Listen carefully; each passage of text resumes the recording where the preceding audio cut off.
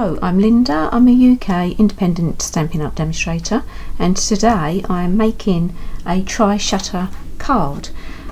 So we're starting with a piece of 12 by 12. These are both 12 by 12, well, they were. So I've cut this at 6, so it's 6 inches by 12 inches. And then this one, I've just cut this at 5 7/8, and it's still at 12 inches at the moment. So we're going to do some scoring. So I want to start by scoring at 4 inches and 8 inches. And now I have a ruler and I'm going to put that on the 1 inch across here. So I want to now score from 6 to the inch. So just down to the ruler and at 10 down to the ruler. I'm going to do that again, so I did 6 and 10 to the ruler, so 1 inch down, and then I'm turning it round and putting the ruler at 1 inch again. And this time we want to score from 2 to the ruler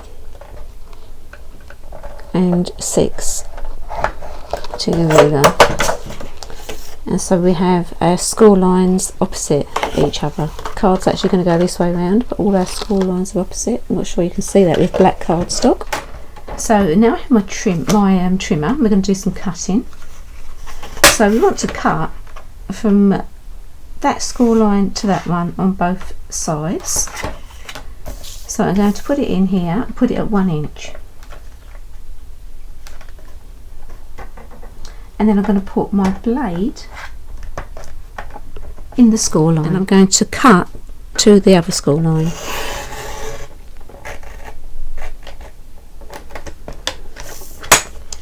So we have this little flap here. And we want to do the same on the other side. So 1 inch,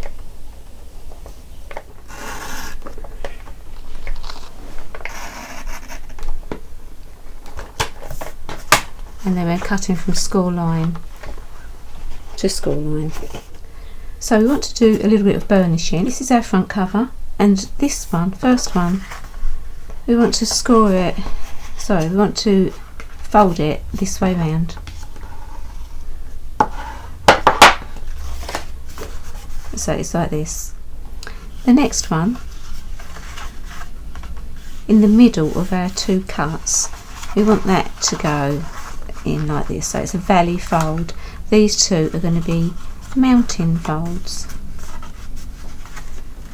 So I'm just using my fingers to gently let it know which way I want to go, and then we're folding that up. And then I'm just going to go over with my bone folder on those score lines. And so it's going to be like this. So it's going to fold up like this and stands up like this. So I have my design series paper now, and we want to go to 3 7/8 and cut. And we're going to do that again. And again. So you'll have a little piece left at the end. So we're actually going to try and keep our paper in the correct order. So this piece is going to go on our front cover. So it's going to go on here. And I'm going to stick that on there straight away. So I've stuck my front cover on. And then you can see that the other two are going to go here, but of course we have these in the way, so we need to cut these. So that one's going to go there. I've already got them muddled up, and that one's going to go there. So I'm going to start with our middle one. So if this is the top of our paper, we want to turn it round and go to 1 inch and take our blade to to 2 inches. If you're using a Stampin' Up trimmer, that is 5 centimetres. I can't see it because my paper is so detailed. And then we're cutting up like that. So we've got a little flap. Doing exactly the same on the other side. So 1 inch. Take our blade to 5 centimetres. I'm using the inch on this side and cutting out. So we have 2 flaps, and then all we have to do is cut these off. So take it to 2 inches. Put your blade, this is the flappy side. This is the flappy side here. Put your blade on the cut and cut up. And take it down to the other one and cut, and then those 2 pieces are going to come out, and we're going to keep those. And then we're going to do the same with this piece. So this is the second piece. This is the piece that will be going here. This is the top. We want to turn it around this way. Put our blade on 5 centimetres.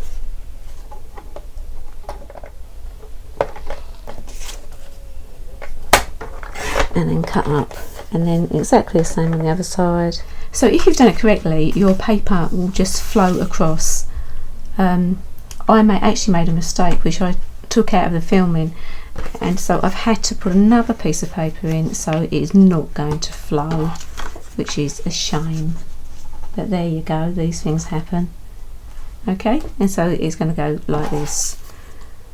I'm not sure you can see, but my blade needs changing and it's not cutting very cleanly. But a little tip for you, if you turn the paper over, have a piece of really fine sandpaper and then just gently pull those bits back.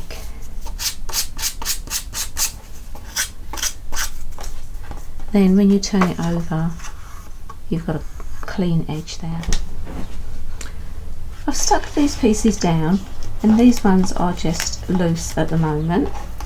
And what we need to do is just cut these so they fit. So if you're trying to match your paper up, which I was until I went wrong on this side, like this one matches up, if you take a sliver off the top and off this edge, or this edge actually, and then that will fit in there. So I've stuck all of my pieces on, and there we go. I've cut out one of the nesting dies, and this is going to go on the front,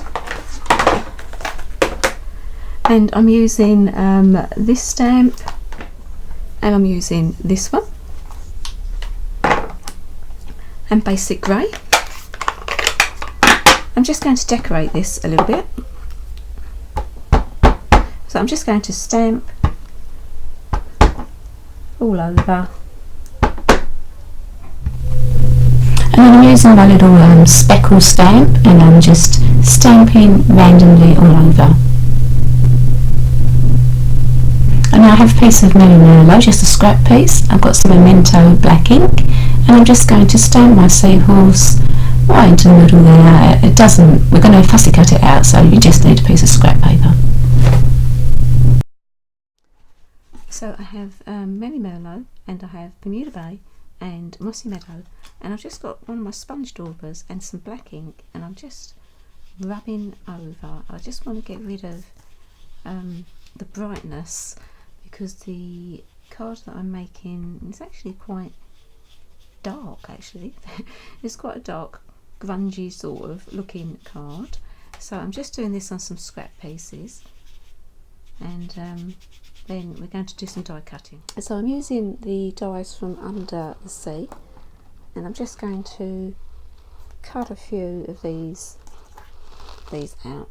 So you can see that this has really taken the colour down, but you can still see that it has a colour on it. So I'm going to put these to one side for a moment. I've also die cut a couple of the nets from Under the Sea in Basic Black. So getting my seahorse that we stamped earlier, and I've just got some light and dark smoky slate blender pens, and I'm just going to do a tiny bit of colouring. So I'm starting with the dark one and doing a few shadows, and then I'll go over with the light one, and then we're going to fussy cut that out. So I fussy cut my seahorse, and I've got some of this new shimmery crystal effects, and it's actually a glue that has little bits of glitter in it, and I'm just going to put some on my seahorse.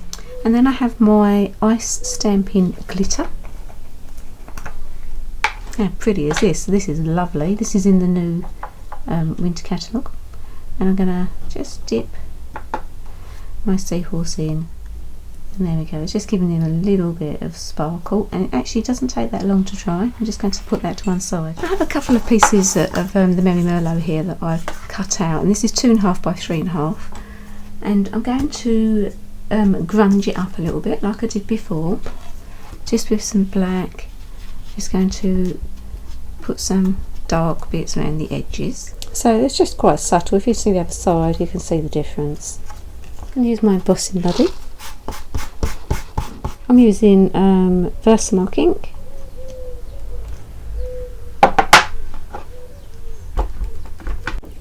And then I have silver embossing powder.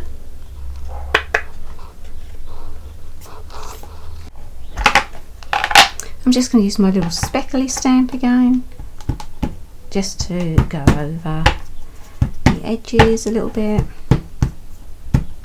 And now I'm just going to go around and rough the edges up with this little blade. You can do this with scissors if you don't have one of these. I've distressed the edges here. I'm not curling anything over because this is going to be in the inside of the card. So I'm going to have these one on each side here. My seahorse is actually pretty dry now, and I'm going to stick him onto the nesting die that we did earlier. I'm starting to build my card up now, so I've cut my black fishing net in half, and I've just stuck it with some double-sided tape. So I have my seahorse stuck onto my nesting die, and on the back I've put some foam dots, and I have stuck a piece of seaweed with a piece of double-sided tape on there, so that is all secure. And I'm going to take the backing off and stick that on. And then I'm going to finish off by turning this over, and I've cut another one of the stitch nesting dies in Whisper White. This is the largest one, I think. And I'm going to put that on the back, and that is where you can write your message. So actually, one more thing, this is a Christmas box that comes with that goes with one of the snowman sets, and it has these snowman's eyes, and I think there is buttons. I'm going to take one of these eyes. I'm assuming they're sticky.